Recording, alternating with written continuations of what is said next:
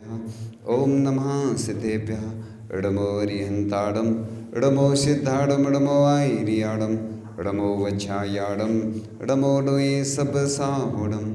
कुंडलपुर के बड़े बाबा की, मुल्ला श्री पार्श्वनाथ भगवान की, परम पूज्य आचार्य श्री शांति सागर जी महामराज की, परम पूज्य आचार्य श्री ज्ञान सागर जी महामराज की, परम पूज्य आचार्य गुरु शिक्षण विद्यासागर जी महामराज की, परम पूज्य आचार्य श्री समय सागर जी महामराज की, तीन कम नौकर राजों की, मुनि श्री धर्म सागर जी महाराज की।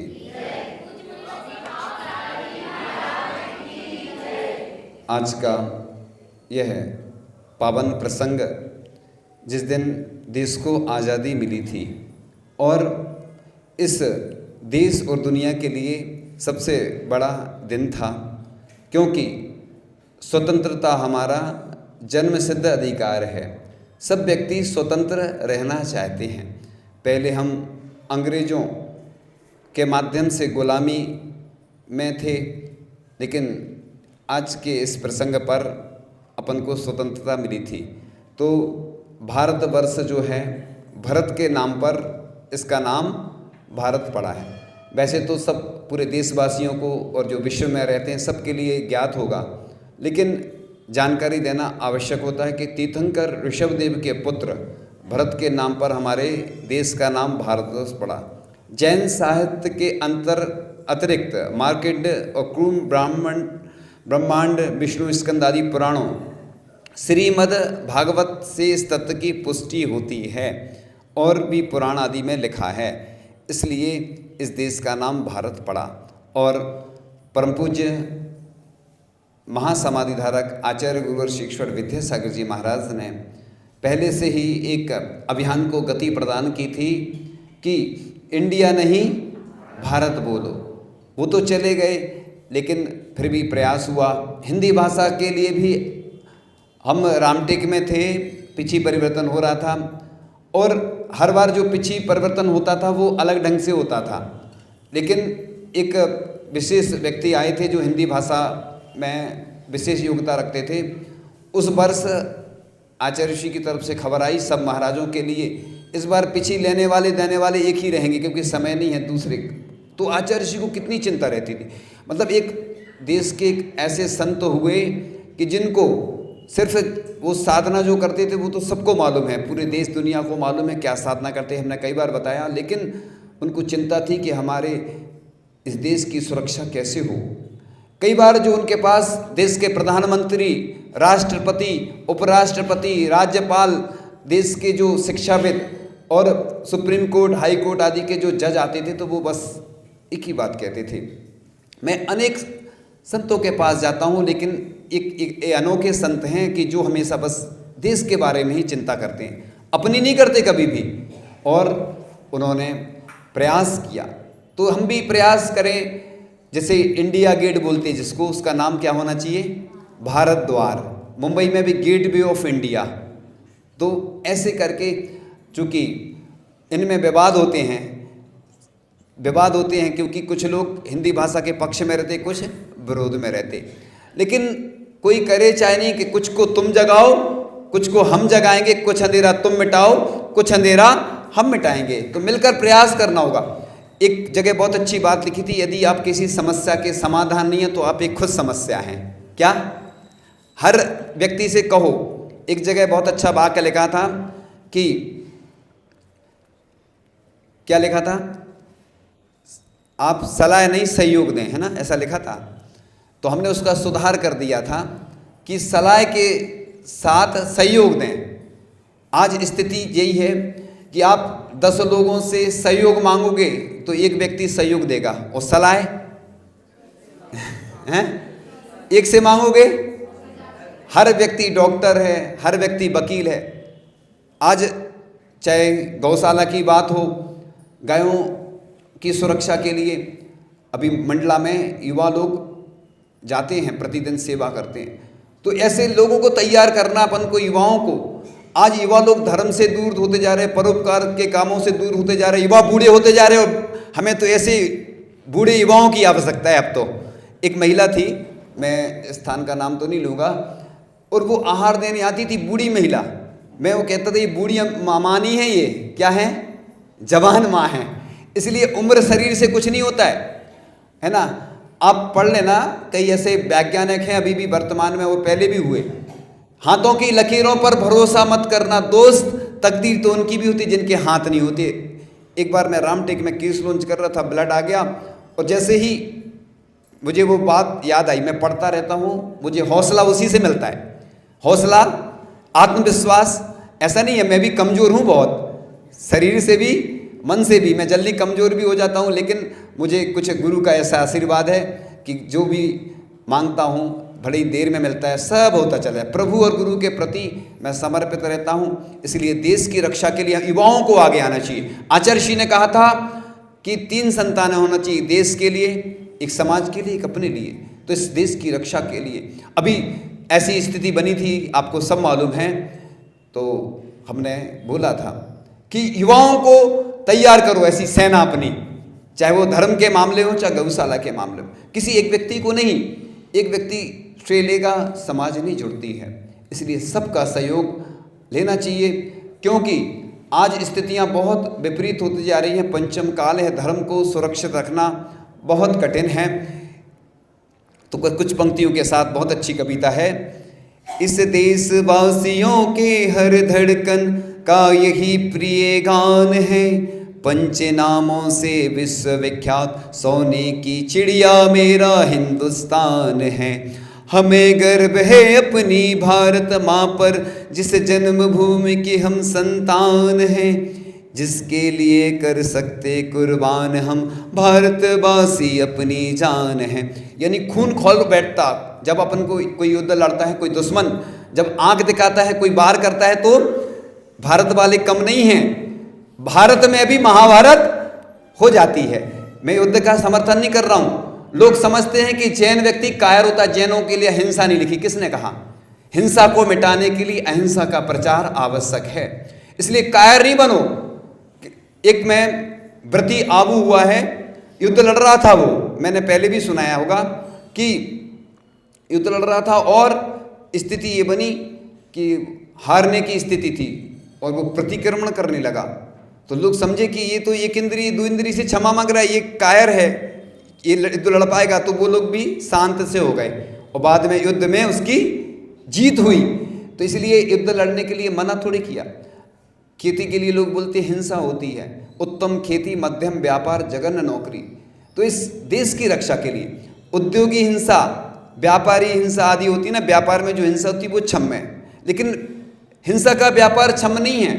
इसलिए महिलाएं भोजन बनाती, उसमें से दान कर देती हैं, तो वो क्या बन जाता है? अतिथि संविभाग करती हैं, मतलब साधु के लिए भोजन नहीं बनाती, उसमें से दान करती, वो पुण्य यानी पुण्यवर्धक हो जाता है, भोजन औषधि बन जाता है। इसलिए पहली रोटी किसकी होती है? गाय की। अपन जो भोजन बनाते क्योंकि उसका हिस्सा होता है ना। इसलिए ये व्यवस्था रखी गई कि साधु के लिए तुम भोजन बनाओगे, साधु को दान नहीं दे सकते, लेकिन तुम अपने लिए भोजन बनाओ, उसमें से दान करो, प्रतिदिन करो, अच्छी भावना भाव।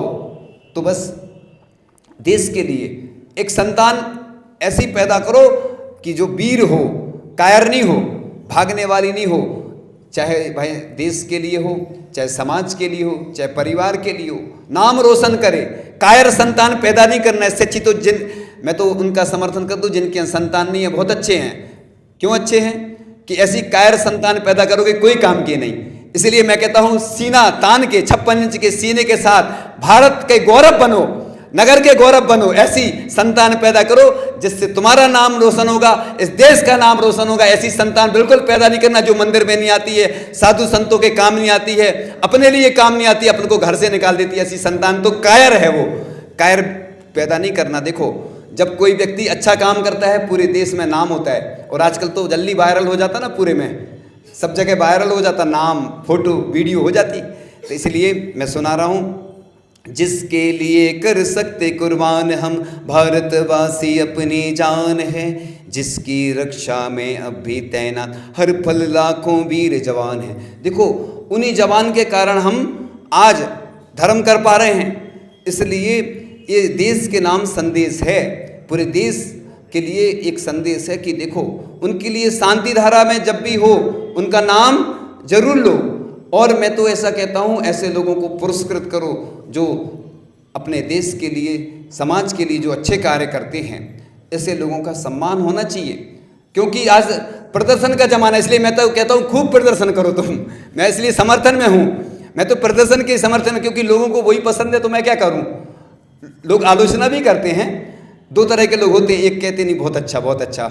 पहले विवेकानंद स्वामी ने बहुत अच्छी बात कही कि हर कार्य का पहले विरोध होता है, फिर धीरे से लोग स्वीकार करते, बाद में प्रशंसा करते।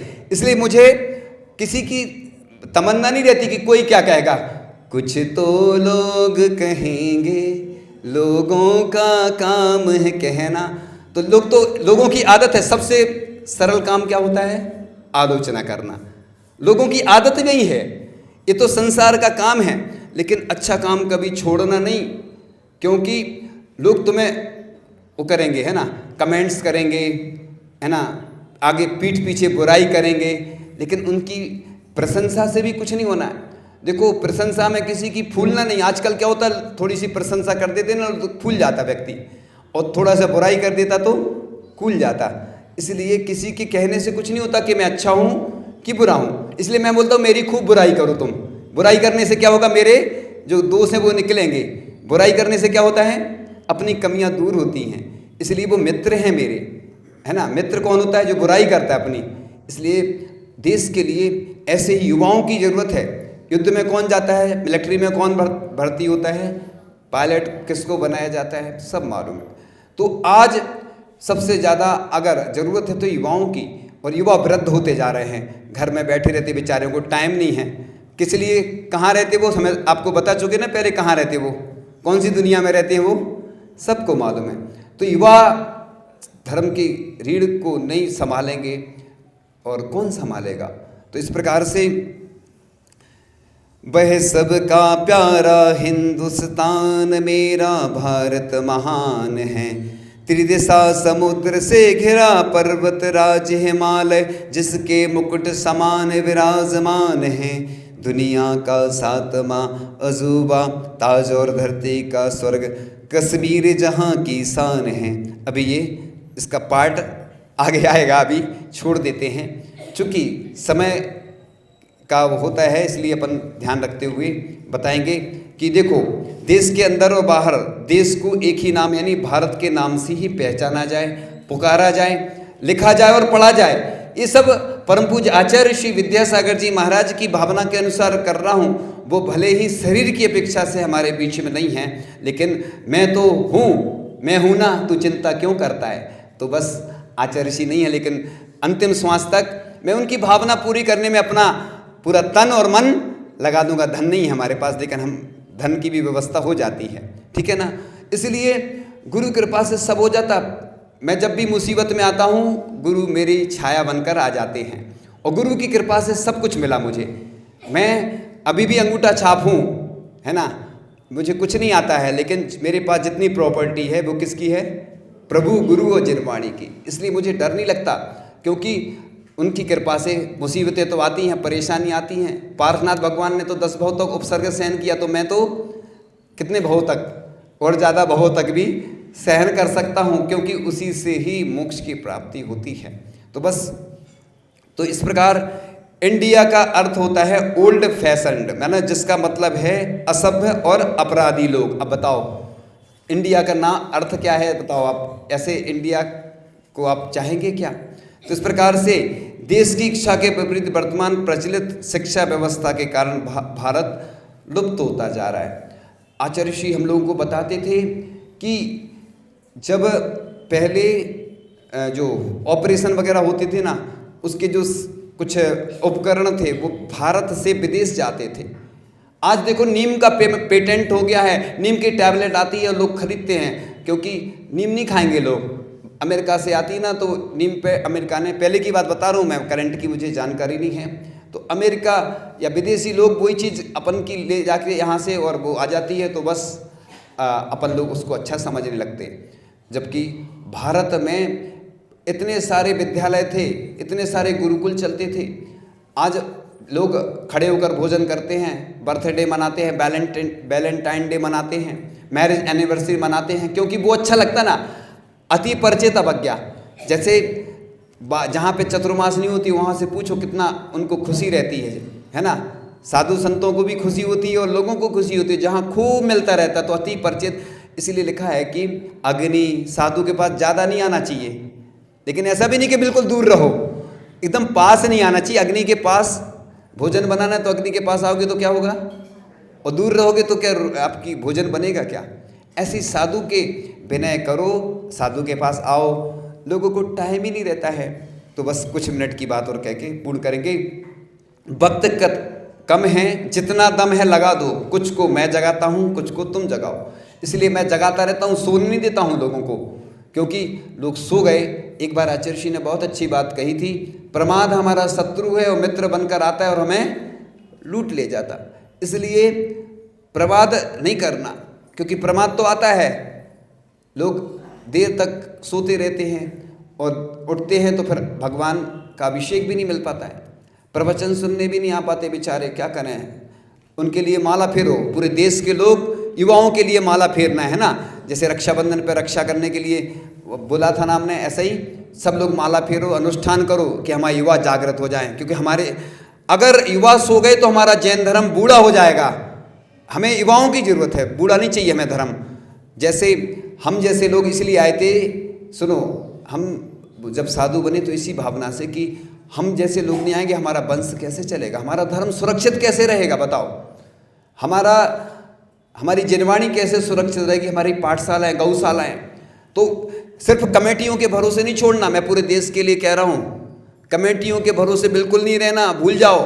और उनको दोष भी नहीं देना। देखो, उनका जितना पद रहता है, उनको जितना काम रहता है उतना ही करेंगे वो, उन्हें भी पेमेंट मिलती ना, कौन सी, वो मालूम है आपको, ठीक है ना, उनको पेमेंट। इसलिए पूरे देश के लिए मैं एक ही बात कहता हूँ कि अपन सजग रहें, सावधान रहें, इस देश को जगाओ, है ना, सो नहीं जाना। जैसे हमारे मिलिट्री के जवान इस देश की रक्षा करने के लिए बिल्कुल जागते रहते हैं, बिल्कुल। एक जगह बोलते थे जागते रहो जागते रहो, तो बोलते जागते रहो क्यों बोलते हैं, वो पूर्वज हमारे पहले जगाती नाम से प्रसिद्ध हो गए, क्योंकि वो ऐसे ही बोलते थे जागते रहो, तो ऐसे प्रसिद्ध हो जाते लोग। इसलिए किसी चौकीदार की आवश्यकता नहीं होती, चोर आएगा तुम्हारी संपत्ति चुरा ले जाएगा। और आजकल तो बैंक अकाउंट में से चोरी हो जाता, पता ही नहीं चलता।